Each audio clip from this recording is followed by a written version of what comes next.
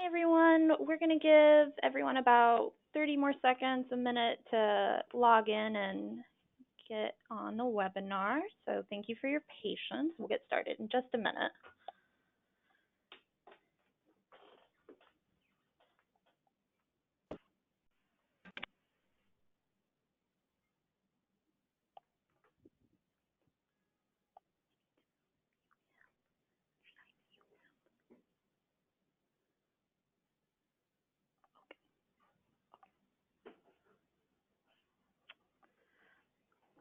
Okay. All right. Hello everyone, and thank you for joining us today. My name is Madison Hammett, and I am a policy analyst with the Illinois ACEs Response Collaborative at Health and Medicine. Before we turn this over to Dr. Epstein, I just want to introduce you to Health and Medicine Policy Research Group and the Illinois ACEs Response Collaborative.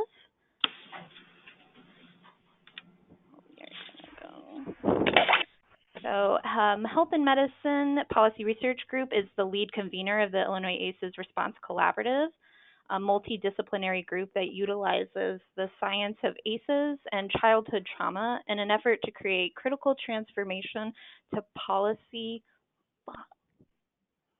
and practice aligned with current research. Excuse me, I'm sorry, I didn't realize people couldn't see that last slide, so there we go. Okay. The collaborative is a backbone organization, and we recognize that no single organization or sector can build community resilience alone. Therefore, we act as a mobilizer, convener, and advocate to create systems-level change. And as you can see down there at the bottom, you can visit our website for more information, and that also includes policy briefs, environmental scans. We also have recently released a research paper on provider burnout, so we have plenty of resources for plenty of different sectors.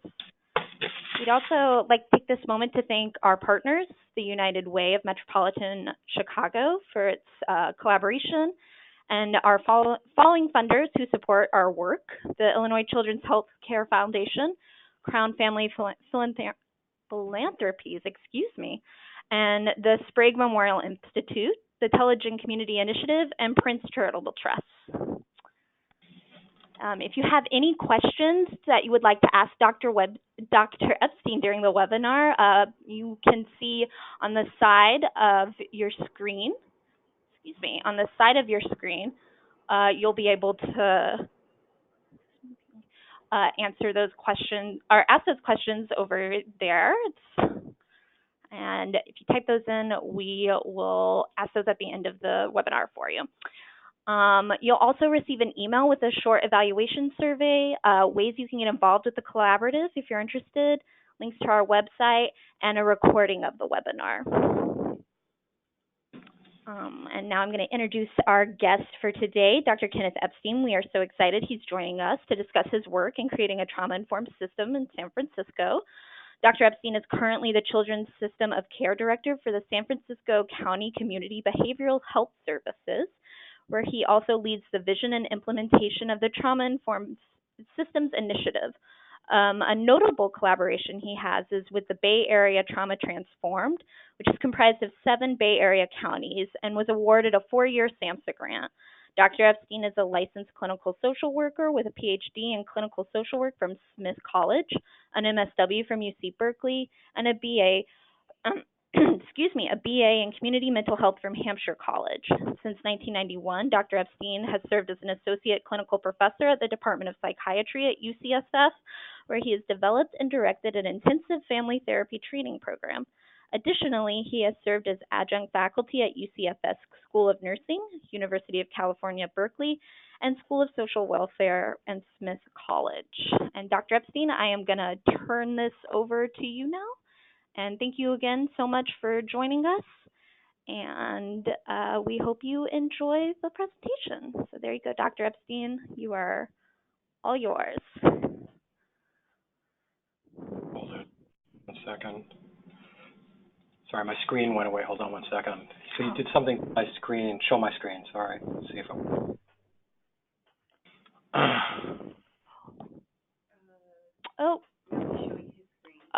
hang on just a second, Dr. Epstein. Let's do this. Let me just, there we go. Give keyboard and mouse to you, and there you go. Okay. You should have control now. Sorry about that, folks. Okay. No control yet, but let me see if it works yet. So, yeah, I can't move the slide.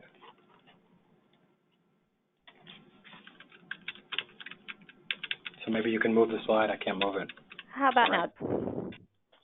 He says he can't move it. Okay. Well, I'll go ahead and move it for you. And sorry about that. No, that's okay. All right. Hi, everybody. Technical issues are the hardest parts of webinars, so we've gotten over that, gotten over my jitters because I see the first slide. Let me just position myself a little bit further than that wonderful introduction, and I want to thank you all for having me talk a little bit about our work, and I'll tell you the story of our work, and I'll definitely leave some time for questions. So just in positioning myself, I'm a white male, heterosexual, Jewish, 60-year-old. Been in the Bay Area for about 31 years, but you'll hear from my accent that I have a New York background. And I'm also, because of my age and demographic, you know, webinars are not something I grew up with. So I do have a picture of a lot of people in front of me laughing at my jokes. Hello, Illinois. It's a foggy day here in San Francisco, and I hope you're all having a good summer. I'm also the middle generation of 3 social workers. My daughter's a social worker, and my mom's a social worker, 85 years old and still working. And a lot of my background is basically having grown up in the field. So next slide. The story I really want to tell you today is, you know, San Francisco's story, and I want to say the reason I position myself as to who I am is because who I am always reflects what I say. None of us don't have bias, and I suspect and hope that either I'll say things that either align with the way you're thinking, or I may say things that are not aligned with the way you're thinking, and both are, I think, part of what we have to do in this movement to figure out how we're going to change the very nature of how we deliver services to those most in need. What you see in front of you is really sort of our operational vision that trauma-informed systems, principles, and practices support reflection in place of reaction, curiosity in lieu of numbing, self-care instead of self-sacrifice, and collective impact rather than siloed structures. You can go to the next slide. So I'm going to say what probably you all know in the ACEs world, that trauma has become and is synonymous with really the 6 leading sources of death, and that it impacts, as you can see from that graphic, much more than the individual. And a lot of what we're going to be talking about today is how the impact is a ripple effect on others. And some communities are disproportionately affected, and we all know about the intergenerational and systemic nature of how this works. So next slide. Specifically, what you're looking at on my left is the typical ACEs way we think about adverse childhood experiences. And thanks to the RISE Center, a lot of the way we understand trauma in the communities we work with is to understand what's beneath the surface. And beneath the surface is our generational embodiment, our historical trauma, race and social conditions. And then you begin to see that what I said before about how trauma, while experienced by all, is differentially experienced and leads to early death in communities, and particularly Black and Brown and poor communities. Next slide. So what you see here is, I mean, if you've been around, trauma is popular, and it's actually like everything that's been popularized. We're also coming up with many words and phrases to describe it. And some of that is great, and some of that is challenging, because as something becomes popularized, it also becomes socialized and marketed and capitalized, and we all then begin to use different language. And one of the things you'll hear me talk about today is that if we want to be a movement, we're going to need to think about trauma systemically, not just individually. And what you see here in this slide is the definition of trauma as something that happens to an individual. And a lot of what I'm going to talk about today really has to do with, at its core, systems, and system theory and relational theory. You can go to the next slide. Okay, so let me just tell you this story. I've been in the field for about 30 years. As you heard, I'm a social worker and a clinical social worker. I've been in leadership for the better part of 30 years. And I had a midlife crisis when I was 50 because 10 years ago I was realizing that it was really an educational and vocational midlife crisis. I didn't buy any new cars, but it was my realization that that some of the things that I'd grown up in the field assuming around mentoring and the ways in which, like the cobbler teaches fixing shoes to the next generation, that a lot of the teaching of what we knew about relationships and relational healing was not being taught to the next generation. And I also realized that while evidence and evidence-based practices are an incredible addition, that we're using data to understand and hopefully improve our services, like the word trauma, evidence-based practices was being used as if it was a verb that you could just do without knowing the social or relational context. And the idea of a manual or manualized practices, or people from other places or spaces coming into the system to train folks to do these practices, would somehow transform our field. But if you know the data, certainly the data in San Francisco tells a different story. The data in San Francisco very clearly tells us that while we're a prosperous city with a very low unemployment rate, our Black and brown residents and their health in all factors, their education in all factors, levels of incarceration, births, have not only the same, but actually the data has gotten worse.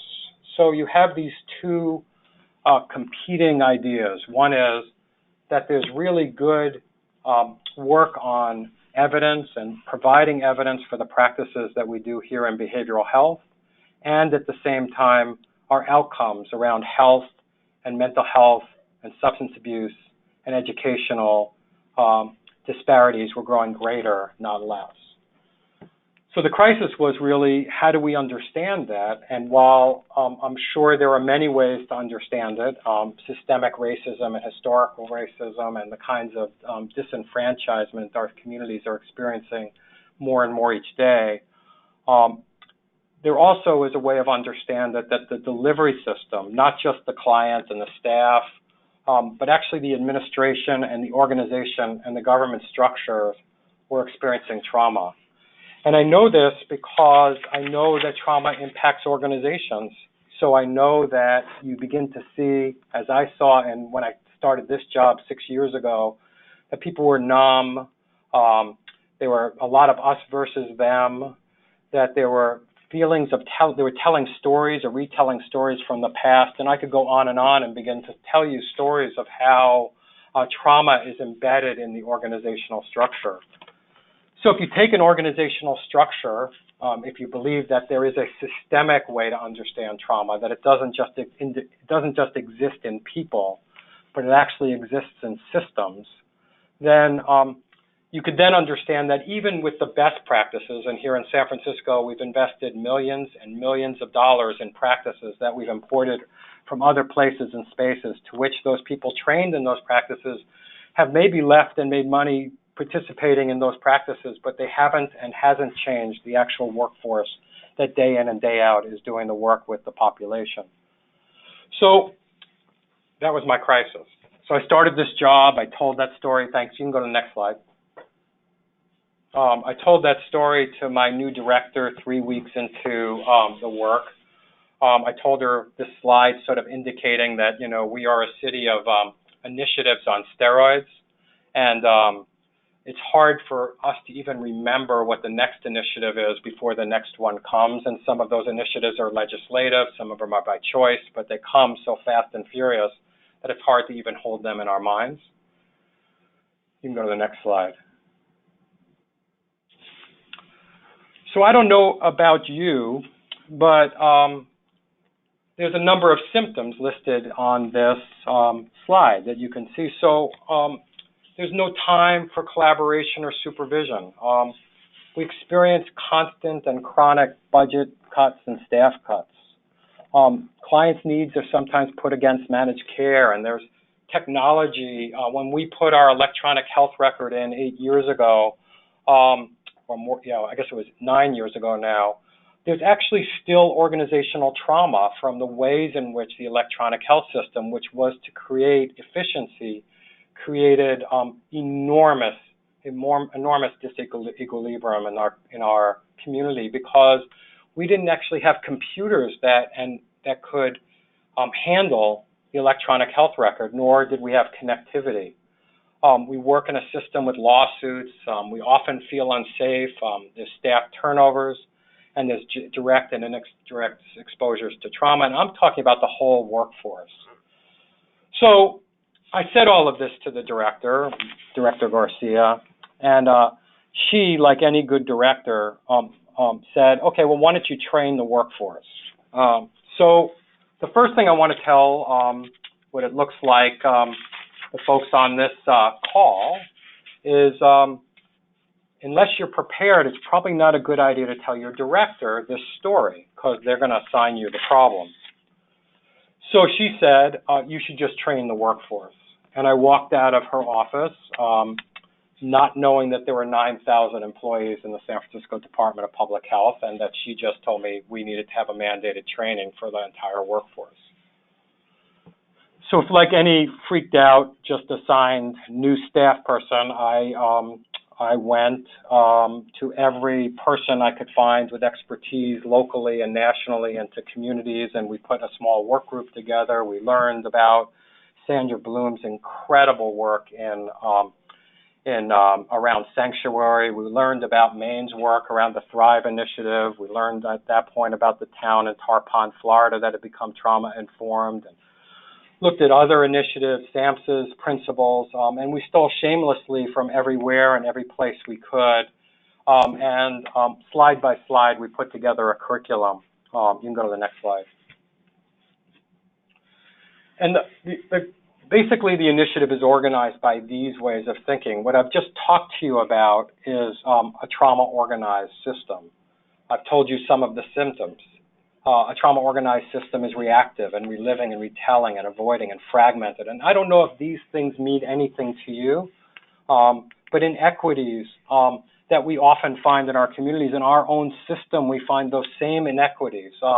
Black and brown employees are not promoted, or were not promoted at the same rates as other employees, or disciplined greater. So the same kinds of experiences that the community has is also likely to be found in our organization.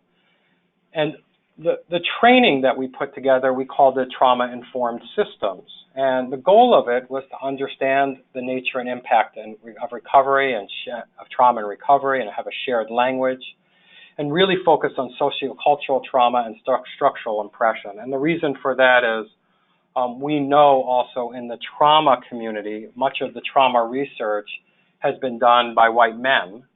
That's shifting some, but certainly the ACEs study as an example of that on a middle-class community, and many other studies, and that the equity and social justice movement and research was done by folks of color or folks that have experienced oppression.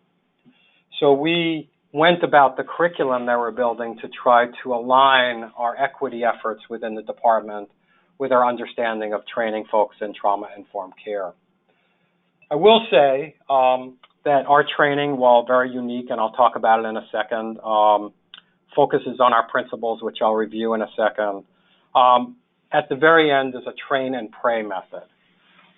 Like most trainings, you do the training and you pray that it actually will change behavior.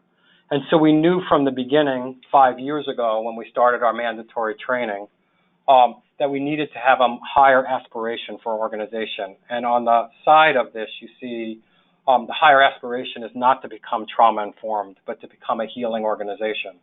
Because at the core of healing are repairing relationships, and at the core of trauma is broken relationships, whether those broken relationships are in community, in family, and in our case, in organization.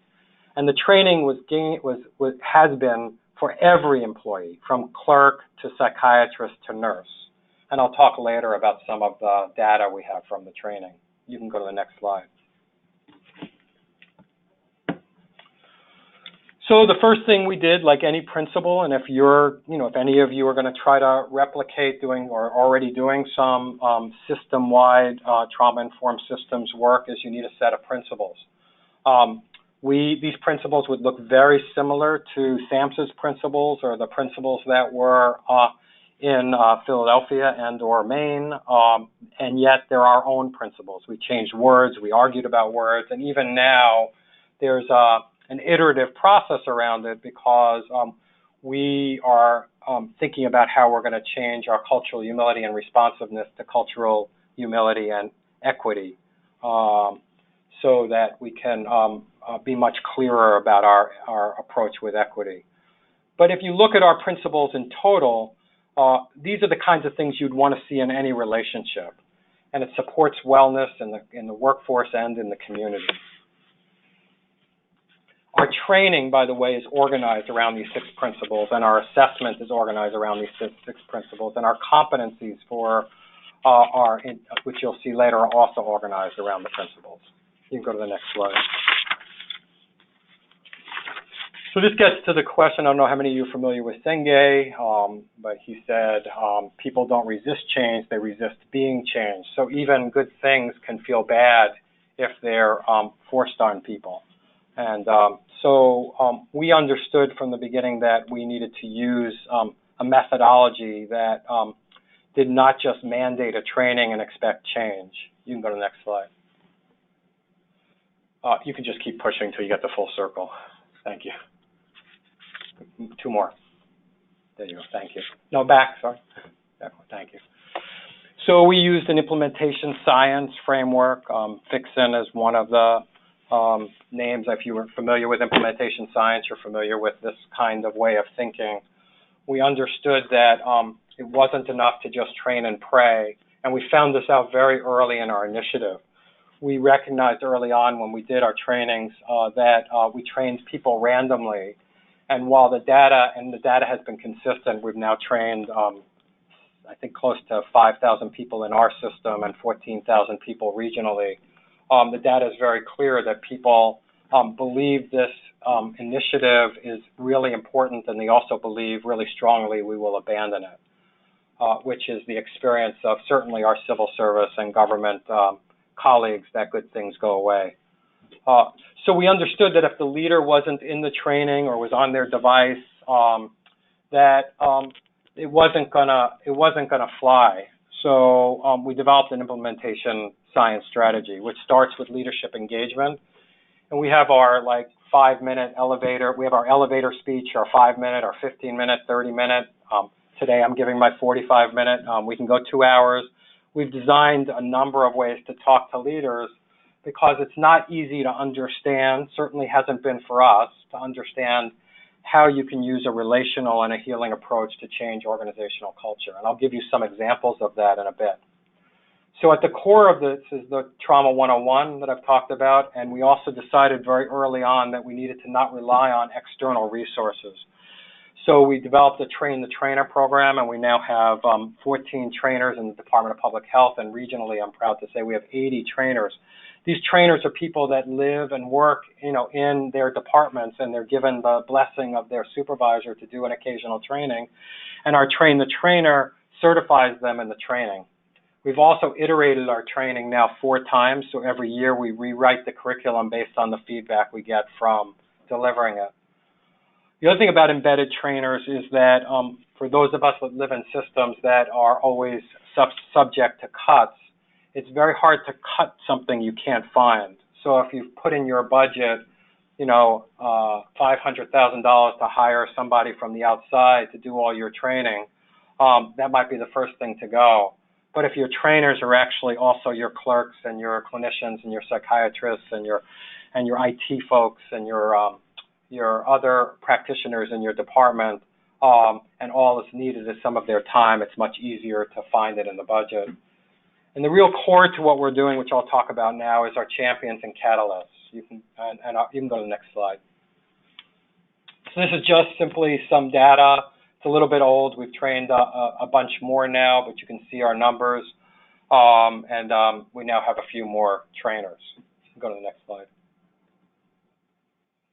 So why leadership and champions? This is from Sandra Bloom, and I'll just read it because it's powerful. When a human service organization takes a step to become trauma-informed, every part of its organization, management, and service delivery system must be assessed and is potentially modified to include a basic understanding of trauma. Next slide. Okay. So champions. Champions are folks in the workforce that are given permission and from their middle manager, their supervisor, to participate in our work. And we've developed champion learning communities. And champions use a Plan, Do, Study, Act, a quality improvement work to improve practices in their workplace. We use an assessment that we've designed that are consistent with our principles that the champions and their supervisors deliver to their unit. And the assessment tells them their strengths and challenges relative to the principles you see in front of you. And they then develop an organizational healing plan that they work on. And the learning community then are champions from different units that sit together at least monthly on the phone or together quarterly with their leadership to talk about their progress around these kinds of changes. And the changes range from developing newsletters to bringing up psychological safety, to changing staff meetings to include mindfulness, to targeting activities that allow the staff to feel more respected, to one group that decided that one of the biggest stressors was the fact that the refrigerator always smelled because 2 or 3 employees did not take their food out of it. And while that might not seem big, it certainly impacted that unit's coherent, ways of working together, and they were able to fix it without criticizing or critiquing the employees that were having that difficulty. You go to the next slide. So leadership, all change relies on leadership, and I think it's said best in terms of how we understand leadership, that people may remember, forget what you said, but they'll never forget the way you made them feel. You can go to the next slide. So I just want to talk about leaders for a little bit. It's really hard being a leader, and it's probably harder being a leader now. I'm not sure where you listening position yourselves in your organization or in your hierarchy, but I know in our system, anybody that supervises anybody experiences the kinds of stressors of having more emails that can be humanly responded to, more initiatives that can humanly be done on time. Meetings now have become places to catch up on your email, and I don't know about meetings that you all participate in, but meetings that happen here often don't maybe begin on time or don't begin on time, maybe have agendas that are too long, or issues that are really just one person talking. When somebody's talking, somebody else is on their device, and meetings don't often have norms. They often don't have a decision rule or a decision-making process, and they end often enough with somebody feeling that some micro or macro aggression has made them quiet and or mad as they walk out of the meeting. Now, I'm not sure that looks anything like your workplaces, but I do know that's commonplace in the workplaces that I have been in. So the role of the leader is to really think about how do you intentionally go about your day-to-day by incorporating a relational approach. And here are some of the things. How do you frame the work in terms of trauma using the principles? Today we're going to talk about safety and stability as we present a new policy on our clinics and safety. How do you do relational and inclusive leadership? We have to think about how do we ask questions and think about things in complex ways instead of responding right away with a reactive response. We've been teaching participatory management, which is a methodology of how do you run a meeting, develop an agenda, develop norms, and come up with decision-making rules that are clear and accessible and understood by folks that participate. And we now are blessed to have a mindfulness coordinator that's teaching the workforce how to incorporate mindfulness into our day-to-day activities. Together, the leaders have worked together in a leadership learning cohort establishing these practices. You can go to the next slide. So here are some examples. So you might ask, so that's your background. So what you've heard is we've got a problem. We understand it as organizational or systemic trauma. We believe that the delivery system needs to be helped by having common understanding of trauma and having practices that can do relational healing in the organization. We don't believe you need to do this in lieu of practices with the community. We cannot tell the communities, hey, wait 10 years, we're going to get our act together and we'll come back and do something. We have to simultaneously improve our practices to the community. But the belief is unless we work on the organizational and the leadership lens, we won't be able to be successful in those changes. And you've heard that we use leaders and champions learning communities as ways to implement changes that can begin to change the way the workforce acts. And now I'm going to just show you quickly some of the things that we've done relative to each of the principles. Some of our units have done racial humility training. We've had Dr. Ken Hardy here working with our leadership on how to understand and talk about race and culture in the workplace, something that when before he started, HR said, our human resources said you couldn't talk about at the workplace. You couldn't, even though people were talking about it anyway. So how do we talk about it in ways that both address and understand and work through the privileges and subjugations of the staff relative to their social position or their bureaucratic position or their historical experiences? Resilience and recovery, I told you about mindfulness. One of our groups, Laguna Honda Hospital, which is completely trained its staff, 95% of its staff are trained and trauma-informed. Actually, the champions got together and developed a wellness center and got donated equipment, and now they have a space to either do mindfulness or there's some weights in the room and some mats for yoga. I told you about participatory management and the champion structure around safety and stability. We've instituted things like safety town halls.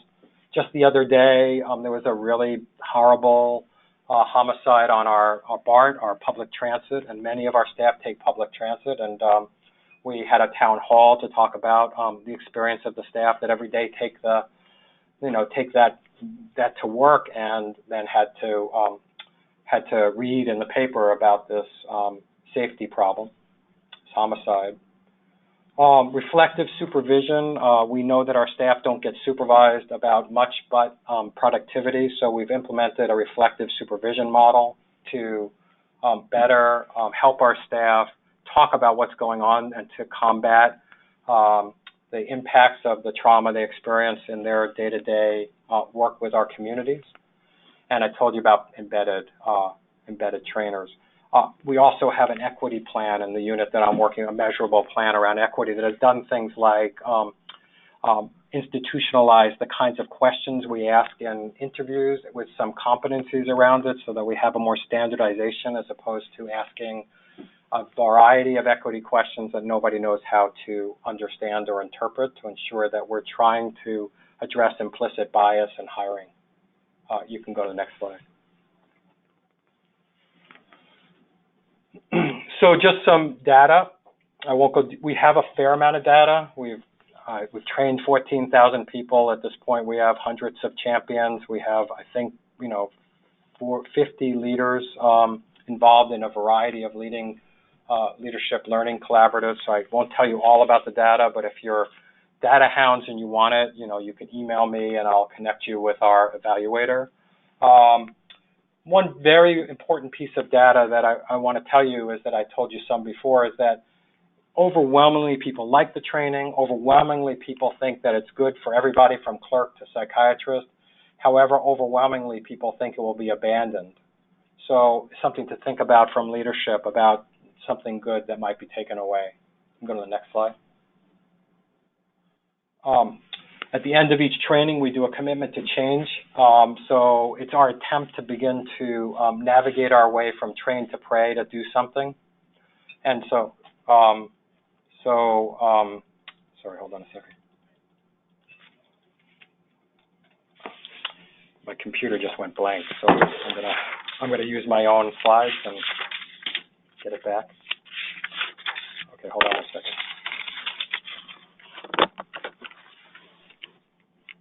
Dr. Epstein, can you see the screen? Yeah, give me 1 second. Okay. My computer just went blank for some reason, so I'm going to use my own slides and tell you to. I don't know why. Give me 1 second. Sorry.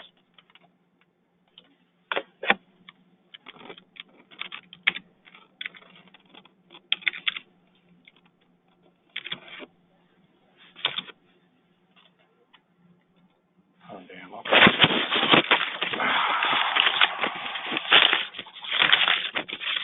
Annoying.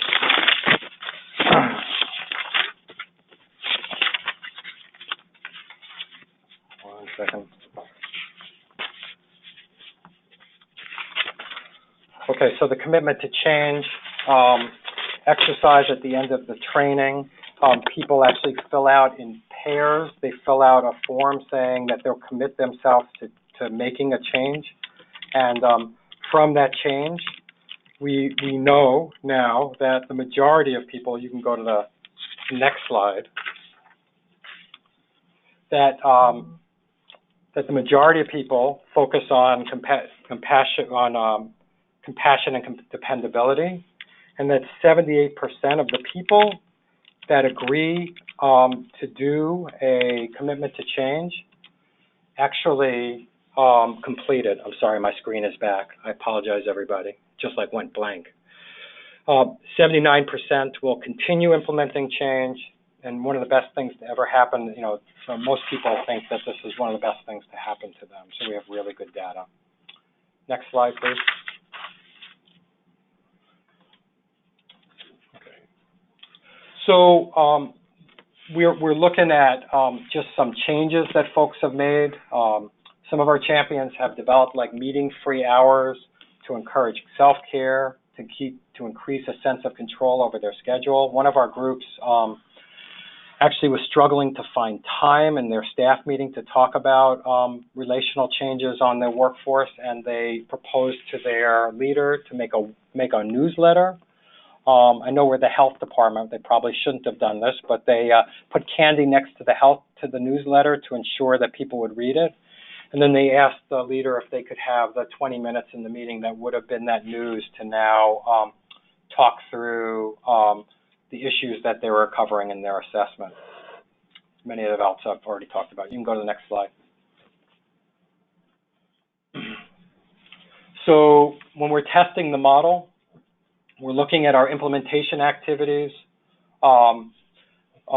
which include percentage trained, how many are participating in collaboratives, rating of the program, to practice of the principles, what's our client and employee experience, to really trying to test, is there a change in staff days on the job, satisfaction, and reduced grievances and discipline. And the third one, the beneficial effects, is where we're working right now. We have real challenges around data in terms of getting that data from HR.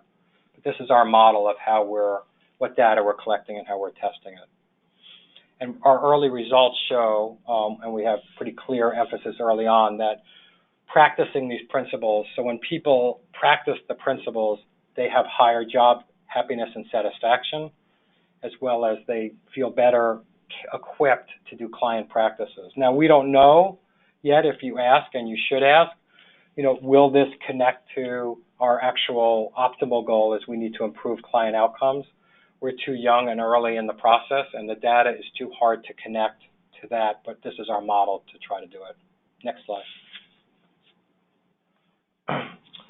Just a picture drawn about this is how the department understands the integration or alignment, because you saw our last, when we were talking about implementation science, you might remember we had the leadership engagement, the champions engagement, the training, we had policy evaluation, and this is about alignment.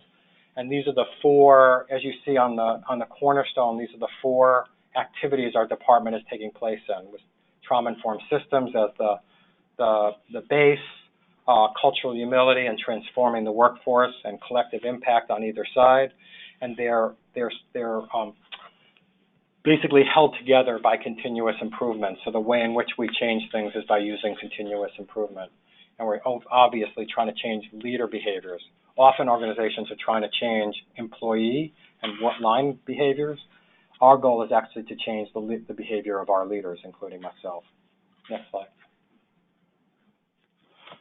So we have a readiness assessment for organizations. These are some of the questions that I would leave you with that we ask organizations if they're ready, and we find when we're trying to replicate either within our department or outside of our department, because we've now implemented in 7 counties and a few states and some managed care companies and particular departments. And when we start, there are those places and spaces that are ready to go. And there are those places that we say date us for a long period of time. There's one clinic that's been talking to us about wanting to do it now for 1.5 years. And we feel like that conversation is important. It's sort of like pre-contemplation, but not readiness. So these are some of the questions we would have you think about if you're ready to do this. Next slide. You can keep going, just fill it in. So many of you may have seen the what's wrong with you to what's happened to you, and what we've begun to ask is what's wrong with the organization as opposed to that is what's happened to the organization. Now, I don't know about you, but before I worked for government, I used to be on airplanes, and when I was flying, and somebody would say, what you do, and I'd say I was a social worker, and they'd say, oh, isn't that nice? And now when I fly, I don't do this anymore, and I said, well, I work for government. They'd say, oh, that must be horrible. People really don't work there, do they? Or all sorts of embedded things about working for government. And I want to just end by saying in my 6 years of working here, I have never met a more dedicated, more diverse, more mission-driven group of folks, from IT folks that don't work for Google, that work for us, to HR people that don't work in the massive for-profit economy here, the psychiatrists that don't go to Kaiser, and right on down the line to our clinicians and our line staff. It's really an amazing place to work, and one in which really defies what folks believe about being embedded in a government, or even what I believed before. Next slide. Okay. All right, well, I'm open for questions. Yeah, thank you so much, Dr. Epstein. Folks, if you have any questions, feel free to type those in on the side of your screen. And I do have one to start us off with. Dr. Epstein, your work in San Francisco, it's a very large health department. You said you had 9,000 employees that you were training. But many of our community-based organizations and health departments are much smaller, and it might only be 10 people they have to train and one trainer to do the training. What, if any, advice do you have for these smaller organizations who might have to triage their trainings and might have to, decide this is more important right now than that? Do you have any advice on what Sure. to choose, or? Yeah. Sure. Well, first of all, God bless you if you only have 20, because 9,000 is both overwhelming and experience. I think, the smaller and the more aligned your organization is, I think the faster the change will take place. I also know, having spent the better part of 30 years before here in nonprofits, that nonprofits live on the edge of when the next paycheck is coming, or is the RFP over, or when the grant is running. And particularly if you're a small nonprofit, the executive director is also the HR person and opening and closing the door, and everybody's doing multiple jobs. So we have actually begun replicating the model in the CBO, the nonprofit community.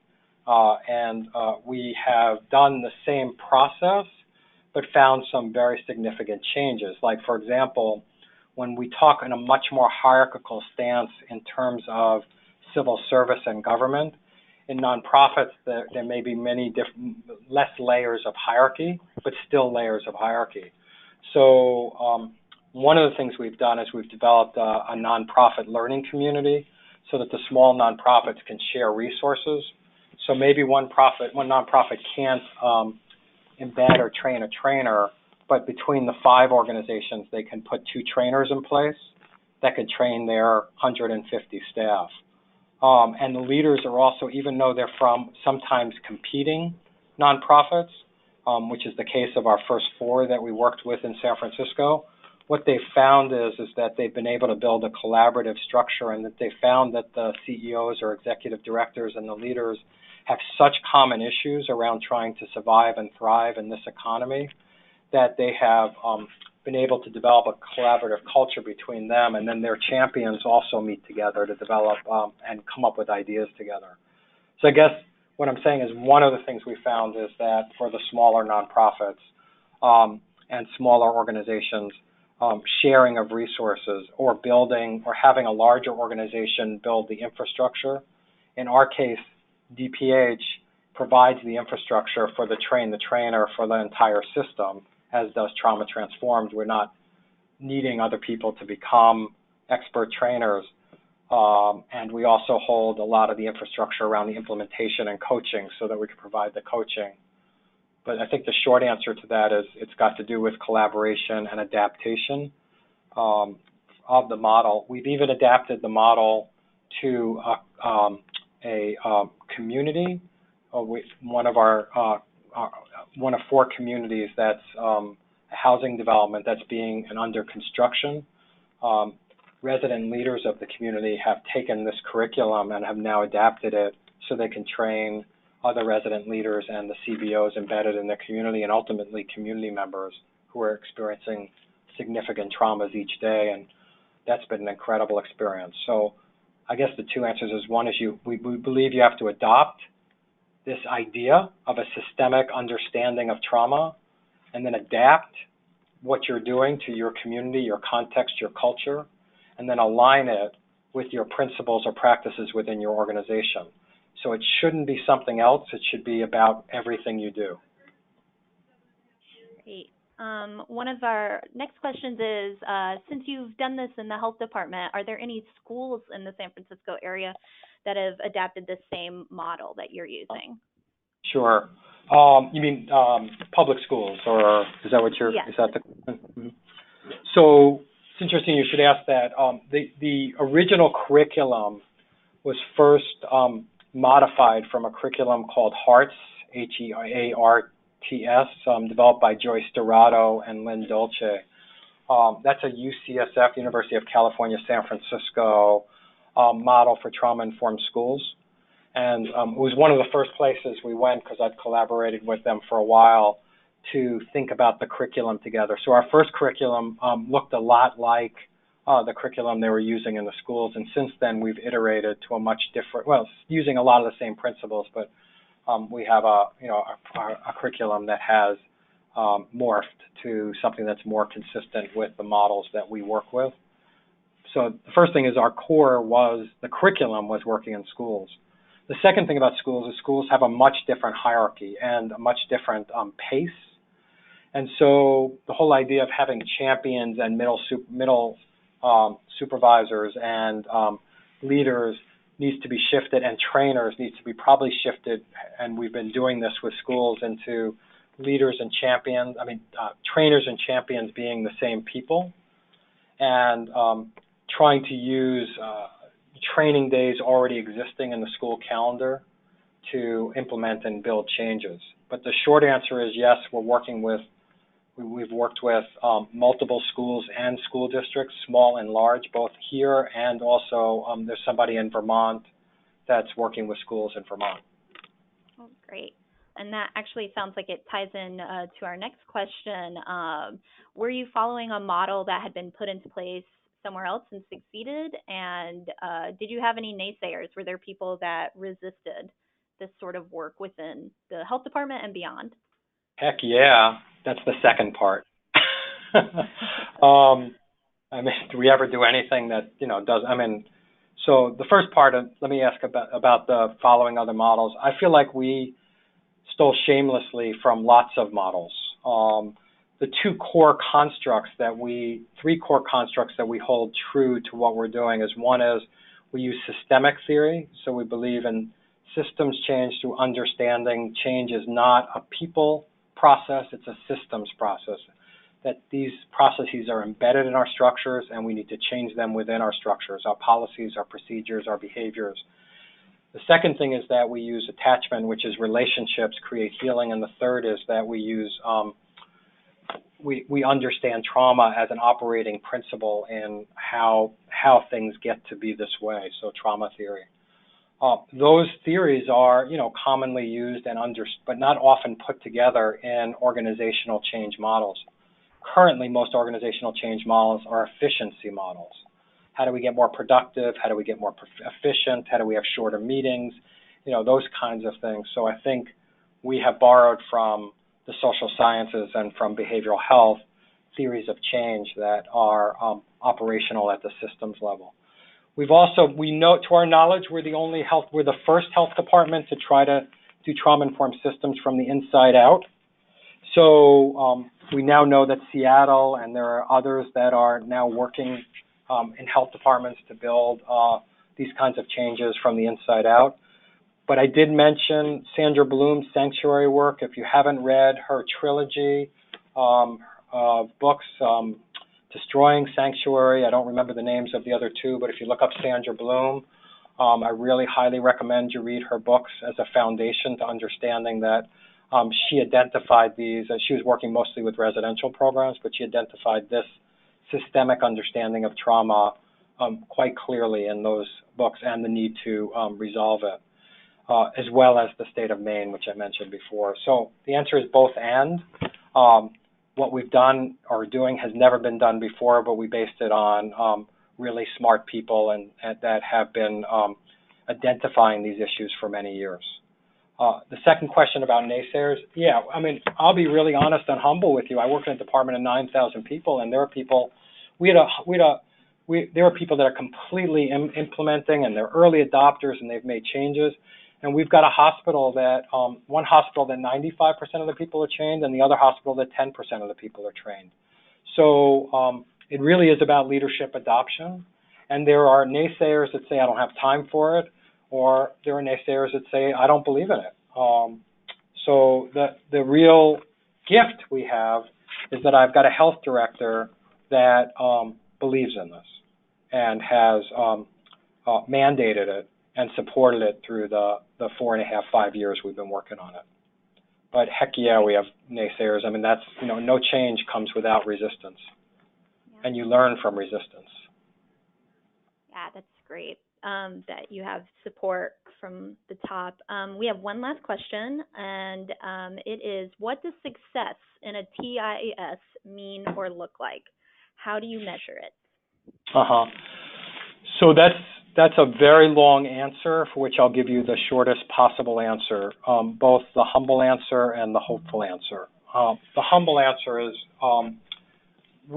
this will be all good stuff, but if in the end, generationally, we're not part of changing the disparities of the folks we work with that are shameful, then it's just all good talk and it's not useful.